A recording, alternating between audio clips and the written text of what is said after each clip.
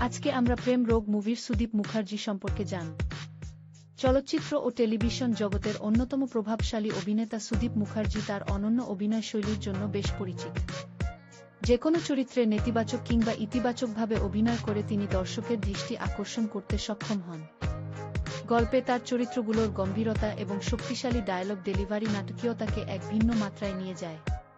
প্রতিটি চলচ্চিত্রে তিনি ক্যারেক্টারের গভীরতায় প্রবেশ করে অনবদ্য পারফরম্যান্স প্রদর্শন করেন।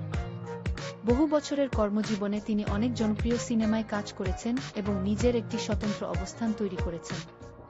সিনেমা জগতে তার উপস্থিতিতে এক ধরনের প্রভাব তৈরি হয়, যা পুরো কাহিনীকে আরও বেশি আকর্ষক ও বাস্তবিক করে তোলে।